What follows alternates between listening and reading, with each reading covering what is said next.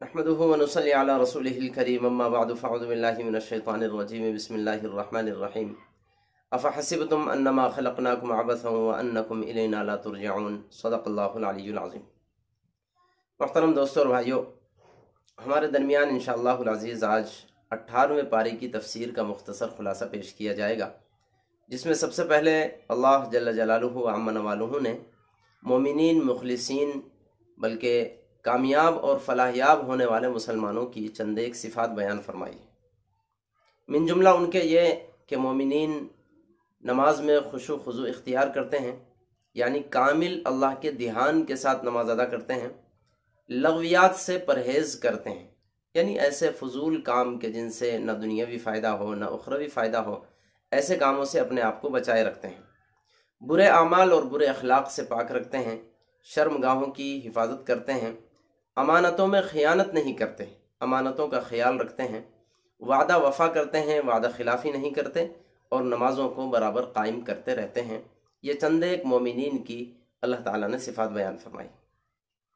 आगे बारी ताला ने मुशरिकीन की एक सिफ़त का तज़किरा फरमाया कि मुशरिकीन कुरान पाक के मुकाबले में क़िस्से कहानियाँ सुनाते हैं और कुरान पाक का मजाक उड़ाते हैं।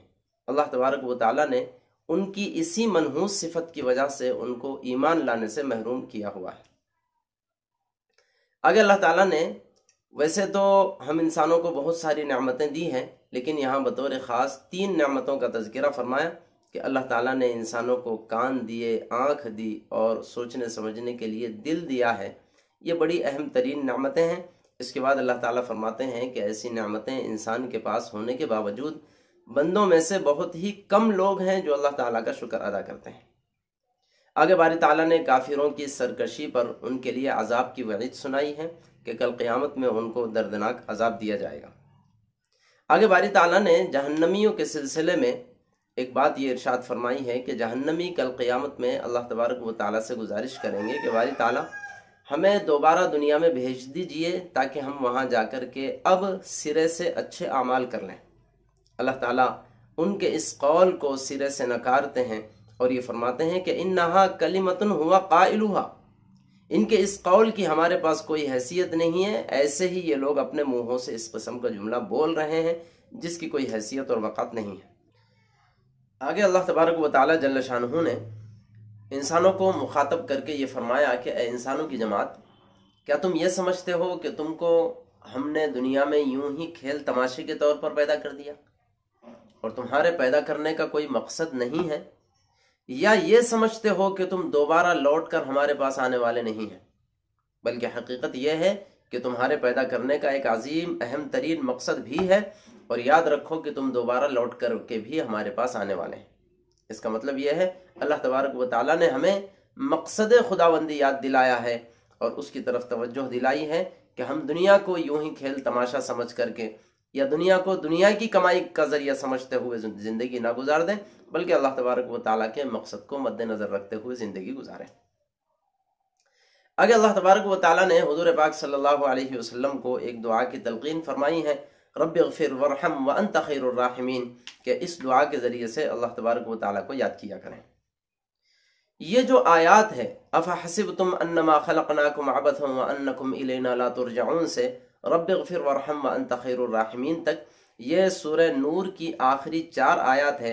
इनकी अहादीस में बड़ी फजीलत आई है और वो इस तौर पर कि अल्लाह के नबी मोहम्मद रसूलुल्लाह सल्लल्लाहु अलैहि वसल्लम ने एक मरतबा हज़रत अब्दुल्लाह को देखा कि उनको कोई बीमार मिला, तो उन्होंने उस बीमार पर ये आयात पढ़ करके फूंक दी है। अल्लाह तबारक व तआला ने इसकी बदौलत उसकी बीमारी ख़त्म फरमा दी। नबी पाक सल्लल्लाहु अलैहि वसल्लम ने अब्दुल्ला से पूछा कि अब्दुल्ला तुमने क्या पढ़कर दम किया? हज़रत अब्दुल्ला ने इन्हीं आयत का तज़किरा किया कि अल्लाह के नबी मैंने सूरह नूर की आखिरी 4 आयत की तिलावत की है। अल्लाह के नबी ने फरमाया सल्लल्लाहु अलैहि वसल्लम, वाकई इन आयत में अल्लाह तबारक व तआला ने ऐसी बरकत और फजीलत रखी है कि सिद्क़ दिल के साथ, मजबूत यकीन और ईमान के साथ अगर कोई बंदा इनकी तिलावत करता है तो पहाड़ भी अपनी जगह से टल सकता है और हिल सकता है। बहरहाल इनकी बड़ी फजीलत है, इनको पढ़ना चाहिए, याद करना चाहिए। अल्लाह हमें तौफीक नसीब फरमाए। आगे अल्लाह तबारक व तआला जल्ल शानुहु ने सूरह नूर में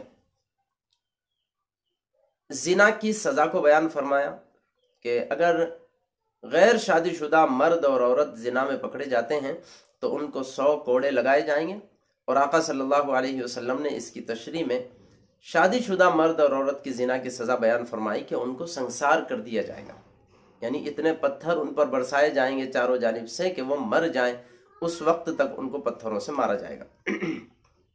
آگے اللہ تبارک و تعالی جل شانہ نے شادی کرنے کے لیے یہ ایک اصول بیان فرمایا ہے کہ جو لوگ گندے ہو جاتے ہیں، جن کی صفت گندی ہو جاتی ہے، یا یوں کہیے جو گندگی کے خوگر ہو جاتے ہیں بدکاری کے، وہ لوگ اپنے لیے شادی کرنے کے لیے بھی، دنیا کا ہم سفر بنانے کے لیے بھی ایسے ہی گندے لوگوں کو تلاش کرتے ہیں۔ اب چاہے وہ مرد ہو چاہے عورت ہو، خود گندا ہوگا یا خود گندی ہوگی تو گندے مرد اور گندی عورت کو تلاش کرے گی اپنے نکاح کرنے کے لیے۔ اور اللہ تعالیٰ ایمان والوں کے لیے فرماتے ہیں وَحُرِّمَ ذَلِكَ عَلَى الْمُؤْمِنِينَ کہ یہ چیز اللہ تبارک و تعالیٰ نے مومنوں کے لیے حرام قرار دے دی ہے۔ اس کو ہمیں بطور خاص سمجھنا چاہیے کہ اللہ تبارک و تعالیٰ نے حرام میں سے ایک حرام چیز یہ بھی بیان فرمائی ہے کہ شادی کے وقت میں ہم گندے لوگوں کو قبول نہ کر لیں۔ شادی کرنے کے لیے چاہے لڑکے کا معاملہ ہو چاہے لڑکی کا معاملہ ہو، سب سے پہلے اچھے اخلاق اور گناہوں سے پاکی معیار ہونا چاہیے، یہ مسلمانوں کے لیے فرض ہے۔ جس قسم کا ماحول آج زمانے میں چل رہا ہے، ہم سب جانتے ہیں کہ جو خاتون جتنا زیادہ کم سے کم کپڑا پہنتی ہو، جو خاتون جتنا زیادہ آزاد خیال ہو اور اپنی مرضی سے جینا چاہتی ہو اور گندگی کرتی ہو، گندگی پھیلاتی ہو، اتفاق سے بلکہ کہیے بدقسمتی سے ہمارے معاشرے نے ان کو اسٹار مان لیا ہے، اور ان سے بات کرنے کو، ان سے تعلق قائم کرنے کو، اور حد سے آگے بڑھ جائے تو ان سے شادی کرنے کو بڑا کمال سمجھا جانے لگا ہے، حالانکہ اللہ تبارک و تعالیٰ نے مسلمانوں کے لیے اس کو حرام قرار دیا ہے۔ حرام کاموں میں سے ایک حرام کام یہ بھی ہے کہ شادی کرنے کے لیے ایسے گندے لوگوں کو پسند کر لیا جائے۔ اللہ ہماری حفاظت فرمائے۔ آگے اللہ تبارک و تعالیٰ جل شانہ نے ہم سب کی مائی صدیقہ کائنات امی جان حضرت عائشہ صدیقہ رضی اللہ تعالیٰ عنہ کی پاک بازی کو بیان فرمایا۔ اصل میں ایک مرتبہ ہوا یوں کہ نبی پاک صلی اللہ علیہ وسلم صحابہ کرام کے ساتھ غزوہ بنی المصطلق سے واپس تشریف لا رہے تھے۔ رات کا وقت تھا، ایک جگہ پڑاؤ ڈالا۔ صبح صادق سے پہلے اعلان ہوا کہ کوچ کرنا ہے۔ امی جان حضرت عائشہ صدیقہ رضی اللہ تعالیٰ عنہ اپنی کسی ضرورت سے جنگل کی طرف تشریف لے گئی۔ واپس آئی تو دیکھا کہ آپ کے پاس آپ کا ہار موجود نہیں ہے۔ چنانچہ ہار تلاش کرنے کے لیے دوبارہ تشریف لے گئی اور ہار تلاش کرنے لگی، اتنی دیر لگ گئی کہ حضور اور صحابہ اکرام یہاں سے کوچ کر گئے۔ امی جان حضرت عائشہ واپس آتی ہے تو دیکھتی ہے کہ قافلہ تو یہاں سے چلا گیا، اب کیا کیا جائے؟ حضرت عائشہ نے سمجھداری اور عقل مندی کا مظاہرہ کرتے ہوئے اس کے بجائے کہ ادھر ادھر تلاش کرتی پھرے، وہیں پر بیٹھنے کو ترجیح دی کہ وہیں پر بیٹھی رہوں، تاکہ جب حضور کو پتہ چلے تو حضور خود تلاش کرنے آئے یا صحابہ اکرام آئے تو یہیں پر آئیں گے اور نتیجے میں ان کو مل جاؤں گی۔ لیکن اتفاق سے نبی پاک صلی اللہ علیہ وسلم نے ایک صحابی حضرت صفوان بن معطل رضی اللہ تعالیٰ عنہ کو قافلے کے پیچھے رہنے کا حکم دیا تھا کہ قافلے سے کوئی چیز چھوٹ جاتی ہے تو ان کو ہاتھ لگ سکے۔ چنانچہ یہ دور سے حضرت عائشہ کو دیکھتے ہیں کہ کوئی بندہ چادر اوڑے ہوئے لیٹا ہے۔ قریب جا کر دیکھا تو حضرت عائشہ صدیقہ ہے، اور پردے کے احکامات نازل ہونے سے پہلے حضرت صفوان عائشہ کو پہچانتے تھے۔ انا للہ پڑھی، زور سے آواز لگائی، انا للہ و انا الیہ راجعون۔ جب انہوں نے انا للہ پڑھا، امی جان حضرت عائشہ بیٹھ گئی اور چادر کے ذریعے سے پردہ کیا۔ حضرت صفوان نے اونٹ کو بٹھایا، اس اونٹ پر امی جان حضرت عائشہ سوار ہو گئی اور حضرت صفوان نے اونٹ کی نکیل پکڑ کر کے قافلے تک حضرت عائشہ کو پہنچا دیا۔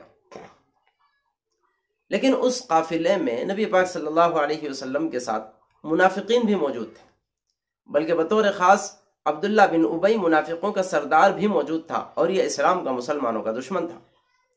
اس کو موقع لگ گیا امی جان حضرت عائشہ صدیقہ اور حضور کے خلاف پروپیگنڈا کرنے کا۔ چنانچہ اس نے پروپیگنڈا کیا کہ دیکھو صفوان اور عائشہ یہ دونوں پیچھے اکیلے آ رہے ہیں، اور ان لوگوں نے نعوذ باللہ من ذالک گناہ میں اپنے آپ کو مبتلا کر لیا۔ اب یہ بات آگے پھیلتی رہی، مدینہ میں آ گئے، مدینہ میں بھی چلتی رہی، یہاں تک کہ 1 مہینے کا عرصہ ہو گیا۔ اس دوران آقا صلی اللہ علیہ وسلم بڑے پریشان تھے، صحابہ کرام پریشان تھے لیکن کفار اور منافقین مزے لے رہے تھے اور مسلمانوں کا اور آقا صلی اللہ علیہ وسلم کا مذاق اڑا رہے تھے۔ یہی ہوا، 1 مہینے کا عرصہ گزر گیا۔ اتفاق سے اس 1 مہینے کے عرصے میں نیک دل مسلمانوں میں سے 3 مسلمان بھی ان باتوں کی زد میں آ گئے۔ ان میں 2 مرد تھے، 1 عورت، ایک حضرت حسان، حضرت مصطح، یہ دونوں مرد تھے، اور ایک حضرت حمنہ رضی اللہ تعالی عنہم اجمعین۔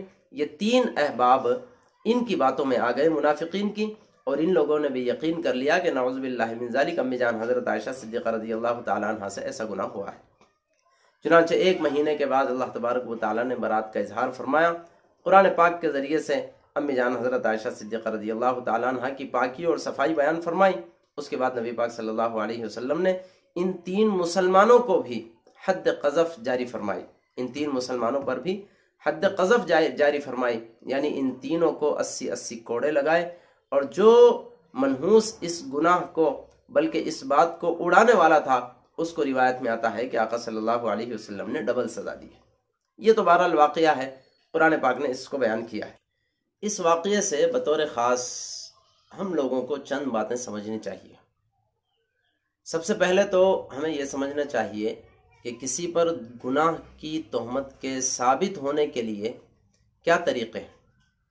تو دیکھو، اس کے 3 طریقے ہو سکتے ہیں۔ پہلا طریقہ تو یہ کہ 4 بندے گواہی دیں کہ ہاں ہم نے اپنی آنکھوں سے اس کو بدفعلی کرتے ہوئے دیکھا ہے، پہلا طریقہ یہ۔ اور دوسرا طریقہ یہ ہے کہ خود زانی اور زانیہ اعتراف کر لے کہ ہاں ہم سے یہ گناہ ہوا ہے، یہ دوسرا طریقہ۔ اور تیسرا طریقہ یہ ہے کہ کسی کنواری لڑکی پر حمل ظاہر ہو جائے۔ ان 3 طریقوں سے ثابت ہوتا ہے کہ یہ زانیہ ہیں، یہ زانی ہیں۔ ان 3 طریقوں کے علاوہ کوئی اور طریقہ نہیں ہے جس سے ہم کسی پر زنا کی تہمت لگا سکیں۔ اچھی طرح ذہن میں رکھیں۔ اب معاشرے میں ہمارے پاس کیا ہونے لگا ہے؟ ایک اندھا بہرے سے بولتا ہے، بہرا مکے سے بولتا ہے، مکہ کانے سے بولتا ہے، اور کانا لنگڑے سے بولتا ہے، اور لنگڑا ٹونٹے سے بولتا ہے، اور ٹونٹا پاگل سے بولتا ہے، اور یہ سب کے سب پاگل مارکیٹ میں اس بات کو پھیلا رہے ہیں، فلانے نے ایسا کیا کتے، فلانے نے ایسا کیا کتے، فلانے نے ایسا کیا کتے۔ اچھی طرح ذہن میں رکھیں، یہ جو کتے کا جملہ ہے بالخصوص ہمارے اپنے علاقے میں، اس کتے کے جملے نے امت کو گناہوں کے دلدل میں غرق کر دیا۔ خواہ بس سنی سنائی باتوں پر یقین کرتے ہیں اور دوسروں تک بھی پھیلاتے ہیں۔ آقا صلی اللہ علیہ وسلم کا فرمان ہے، کفا بالمرء کذبا ان یحدث بکل ما سمع۔ انسان کے جھوٹا ہونے کے لیے صرف اتنا کافی ہے کہ وہ سنی سنائی بات پر یقین کر دے اور لوگوں میں پھیلانا شروع کر دے۔ ہمیں کسی قسم کا اختیار نہیں پہنچتا ہے کہ کسی کی جانب سے سنی ہوئی بات پر یقین کر لے اور اسے دوسروں میں پھیرنے لگ جائے۔ اس کے علاوہ ایک شق اور ذہن میں رکھیں، جس بندے کے بارے میں ہم نے کسی گناہ کی بات سنی ہے، اس کے سلسلے میں 2 گمان ہو سکتے ہیں۔ نمبر 1 یہ ہو سکتا ہے کہ جو گناہ ہم تک آیا ہے وہ سچا ہو، یعنی وہ واقعی وہ گناہ گار ہو، بیان کرنے والا سچا ہو، اس کے سچے گناہ کا مارکیٹ میں چرچا چل رہا ہو۔ ایک گمان تو یہ ہے، اور دوسرا گمان یہ ہے کہ ہو سکتا ہے کہ اس کے بارے میں غلط افواہیں اڑائی جا رہی ہوں، وہ گناہ گار نہ ہو۔ یہ 2 گمان کس کے بارے میں ہیں؟ اچھی طرح ذہن میں رکھیں، یہ 2 گمان کس کے بارے میں ہیں؟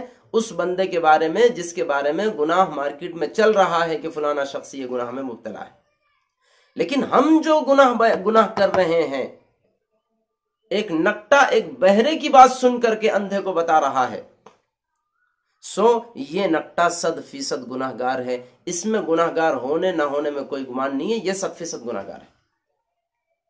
چنانچہ قرآن کہہ رہا ہے، یہی واقعہ افک میں کہ جس میں امی جان حضرت عائشہ صدیقہ رضی اللہ تعالیٰ عنہ پر تہمت لگائی گئی تھی، اللہ تبارک و تعالیٰ وضاحت کے ساتھ فرماتے ہیں کہ یہ تہمت لگانے والے، اس پر یقین کرنے والے، مارکیٹ میں پھیلانے والے بڑے گناہ کے مرتکب ہونے والے ہیں۔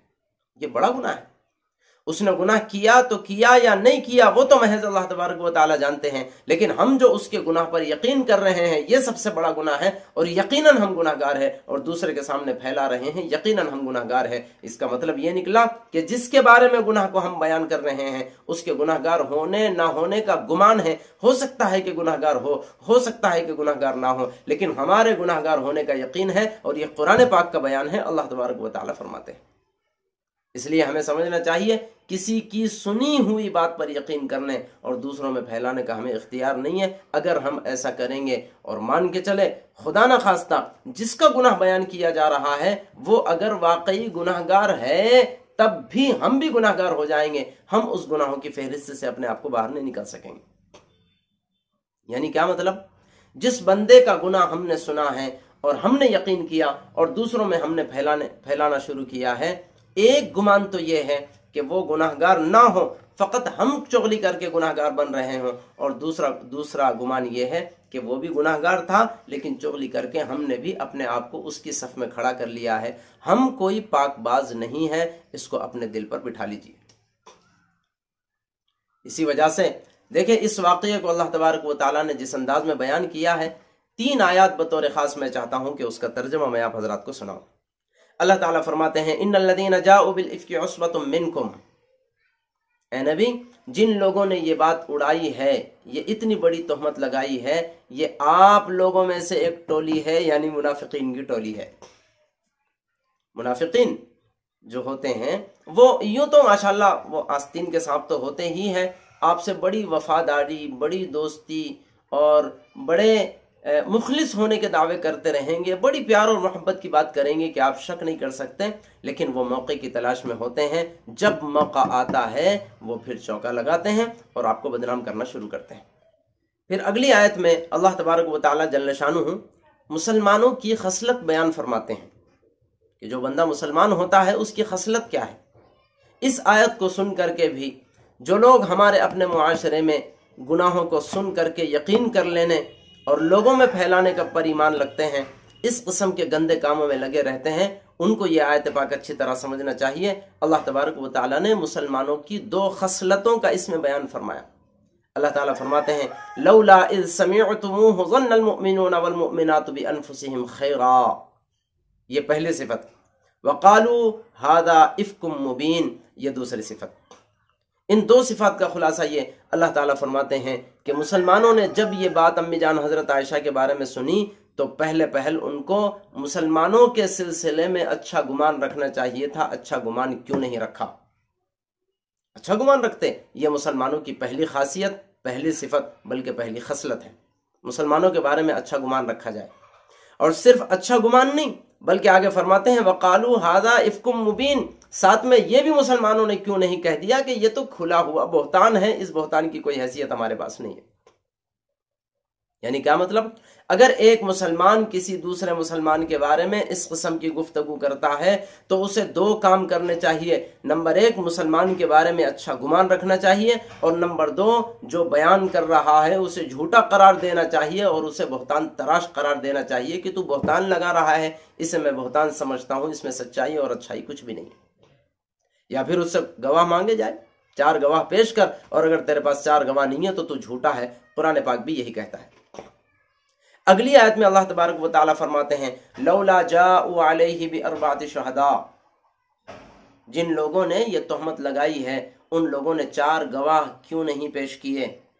ان کو چاہیے تھا کہ 4 گواہ پیش کرتے، جب انہوں نے 4 گواہ پیش نہیں کیے فَإِذْ لَمْ يَأْتُوا بِالشُّهَدَاءِ فَأُولَئِكَ عِنْدَ اللَّهِ هُمُ الْكَاذِبُونَ، جب ان لوگوں نے 4 گواہ پیش نہیں کیے ہیں تو پھر اللہ تبارک و تعالیٰ کے پاس یہی لوگ جھوٹے ہیں۔ جملے سنیں اللہ تبارک و تعالیٰ کے، فَإِذْ لَمْ يَأْتُوا بِالشُّهَدَاء، اگر یہ لوگ گواہ 4 گواہ نہ لائیں، فَأُولَئِكَ عِنْدَ اللَّهِ هُمُ الْكَاذِبُونَ، تو یہی لوگ تو اللہ تبارک و تعالیٰ کے پاس جھوٹے ہیں۔ جس بندے کے گناہ کو ہم سن رہے ہیں، یقین کر رہے ہیں، دوسروں میں پھیلا رہے ہیں، اس کے گناہگار ہونے کا کوئی یقین نہیں، لیکن ہمارے گناہگار ہونے اور اللہ تبارک و تعالیٰ کے پاس جھوٹے ہونے کا 100% یقین ہے کہ ہم جھوٹے ہیں، اور یہ قرآن کہہ رہا ہے، سورہ نور کی آیت نمبر 3 کہہ رہی ہے۔ بلکہ اس کے علاوہ اسی سورۃ پاک کی آیت نمبر 4 تو بڑی عجیب ہے۔ قرآن کہتا ہے والذین یرمون المحصنات ثم لم یأتوا باربعۃ شہداء، جو لوگ عورتوں پر زنا کی تہمت لگائیں اور 4 گواہ نہ لائیں، سننے کی چیز ہے، والذین یرمون المحصنات، جو لوگ پاک باز عورتوں پر تہمت لگائیں، ثم لم یأتوا باربعۃ شہداء، پھر 4 گواہ نہ لائیں، فجلدوہم 80 جلدہ، تو ایسے لوگوں کو 80 کوڑے لگاؤ۔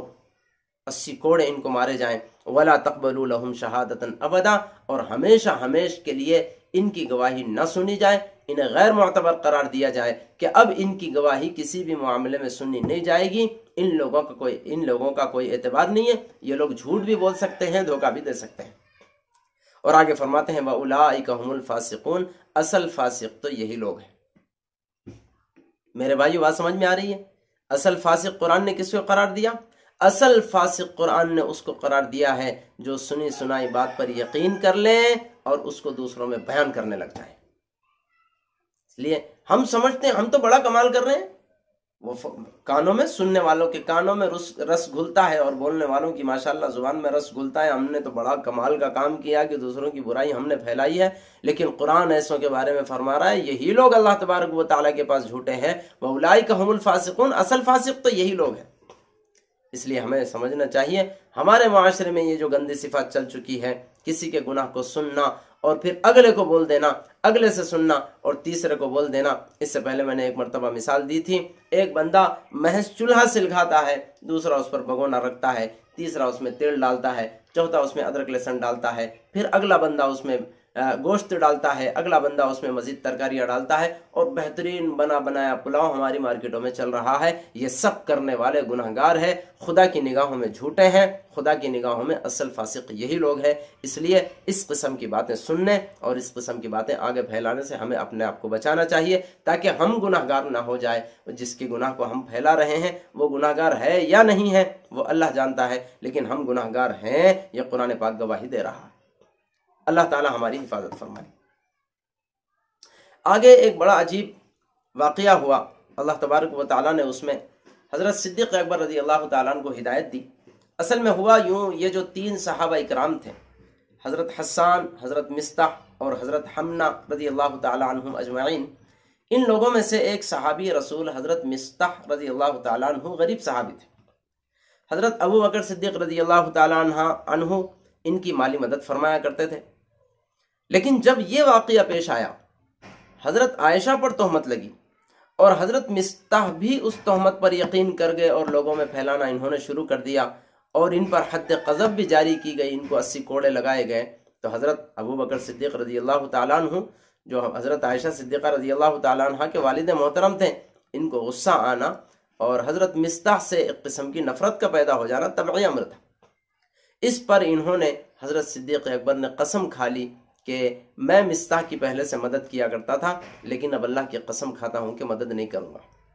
اللہ تبارک و تعالیٰ نے آیت نازل فرمائی اور حضرت صدیق اکبر رضی اللہ تعالیٰ عنہ کو نصیحت فرمائی اور یوں کہا کہ اچھے لوگوں کی یہ صفت نہیں ہوتی ہے کہ معاف کرنے والوں کو معاف نہ کرے۔ مصطح نے معافی طلب کی ہے، اس کو اس کے گناہ کی سزا بھی مل گئی ہے، اللہ نے بھی اسے معاف کر دیا ہے، نتیجے میں صدیق اکبر کو بھی معاف کر دینا چاہیے، اور جو وظیفہ، جو امداد صدیق اکبر مصطح کو دیا کرتے تھے وہ دے دینا چاہیے۔ چنانچہ روایت میں آتا ہے کہ حضرت صدیق اکبر رضی اللہ تعالیٰ عنہ نے اللہ تعالیٰ کے اس حکم کے سامنے اپنے سر کو جھکا دیا اور اپنے قسم کا کفارہ دیا، پھر حضرت مصطح رضی اللہ تعالیٰ عنہ کی امداد شروع فرما دی۔ یہ تھے صحابہ اکرام رضوان اللہ علیہم اجمعین۔ اندازہ کریں، اپنی سگی بیٹی پر تہمت لگانے والا، یہاں تک کہ اس کو پھر 80 کوڑے بھی لگ رہے ہیں، اور وہ بندہ کون؟ جو خود حضرت صدیق اکبر رضی اللہ تعالیٰ عنہ کے پیسوں پر پلنے والا تھا، وہی بندہ الزام تراشی کر رہا تھا اور اپنی بیٹی پر تہمت کو سچ مان رہا تھا۔ صدیق اکبر کو کتنا غصہ آیا ہوگا، لیکن یہ بیٹی کی محبت، اس غصے، ساری چیزوں کو صدیق اکبر نے ایک طرف رکھا۔ جب اللہ تبارک و تعالیٰ کی ہدایت آئی تو قسم بھی توڑ دی، اس کا کفارہ بھی ادا کیا، اور پھر حضرت مصطح رضی اللہ تعالیٰ عنہ کی امداد بھی جاری فرما دی، اور پھر ہمیشہ دیتے رہے۔ یہ تھا اللہ تبارک و تعالیٰ کے احکامات کے سامنے اپنے جذبات کی قربانی دے دینا، اپنے احساسات کی قربانی دے دینا۔ اللہ تعالیٰ ان لوگوں کی حرص ہمیں بھی کرنا نصیب فرمائے۔ آگے اللہ تبارک و تعالیٰ جل شانہ نے ہم اگر کسی دوسرے کے گھر میں جائیں تو اس بات کا حکم دیا ہے کہ ہم اجازت لے کر اور سلام کر کے جائیں، اجازت سے پہلے اندر جانا جائز نہیں ہے۔ آگے باری تعالیٰ نے نظروں کی حفاظت کرنے اور شرم گاہوں کی حفاظت کرنے کا حکم دیا، نیز عورتوں کو پردہ کرنے کا بھی حکم دیا۔ آگے اللہ تبارک و تعالیٰ جل شانہ نے ان کافروں کے اعمال کی مثال دی ہے کہ جو کافر بظاہر آخرت پر یقین رکھتے ہیں لیکن اللہ رسول کو نہیں مانتے، یعنی یوں کہتے ہیں کہ آخرت تو پکی ہے، قیامت تو آنے والی ہے، لیکن اللہ رسول پر یقین نہ رکھتے ہوں، ان کے اعمال کی مثال دی ہے جیسے کوئی بندہ ریت کے میدان میں چل رہا ہو اور دھوپ کا موقع ہو تو اس کو ریت بہت دور سے ایسا معلوم ہوتا ہے جیسے کہ پانی ہے، لیکن قریب جا کر کے دیکھتا ہے تو پانی نہیں، وہ تو چٹیل میدان پڑا ہوا ہے۔ اللہ تعالیٰ فرماتے ہیں اس سراب کی طرح ہے ان لوگوں کی مثال، وہ یہ سمجھتے ہیں کہ ان اعمال کا ان کو بدلہ ملنے والا ہے، حالانکہ جب آخرت میں پہنچیں گے تو ان کے لیے کسی قسم کا کوئی بدلہ ان کو میسر نہیں آئے گا۔ آگے اللہ تبارک و تعالیٰ نے کامیاب لوگوں کی 4 علامات بیان فرمائی۔ نمبر 1 تو اللہ تعالیٰ کی اطاعت، نمبر 2 رسول پاک صلی اللہ علیہ وسلم کی اطاعت، نمبر 3 پچھلے زمانے کے سلسلے میں اللہ تبارک و تعالیٰ کا ڈر کہ پتہ نہیں ہمارے پچھلے زمانے کے اعمال قبول ہوں گے کہ نہیں ہوں گے، اور نمبر 4 آئندہ زمانے کے حساب سے بھی اللہ تبارک و تعالیٰ کا ڈر۔ اس کے بعد باری تعالیٰ نے چھوٹے بچوں کو یا نوکروں کو، غلام باندیوں کو اپنے آقاؤں کے گھر میں 3 موقعوں پر بغیر اجازت کے جانے سے منع فرمایا۔ چھوٹے بچے، نوکر، غلام باندیاں وغیرہ 3 موقعوں پر اپنے آقاؤں کے گھر میں یا اپنے والدین کے خاص روم میں نہ جائیں۔ نمبر 1 فجر سے پہلے، نمبر 2 دوپہر کے وقت اگر والدین قیلولہ کرتے ہو تو، اور نمبر 3 عشاء کی نماز کے بعد کہ اجازت لے کر کے ہی گھر میں جانا چاہیے، اس کے بغیر جانے کی اجازت نہیں ہے۔ یہ مختصر سا خلاصہ تھا 18ویں پارے کا۔ دعا فرمائیے اللہ تبارک و تعالیٰ مجھے بھی اور آپ کو بھی جتنی باتیں اس میں نصیحت کی آئی ہے ان سب پر ہم سب کو عمل کرنے کی توفیق نصیب فرمائے۔ آمین وآخر دعوانا ان الحمدللہ رب العالمین۔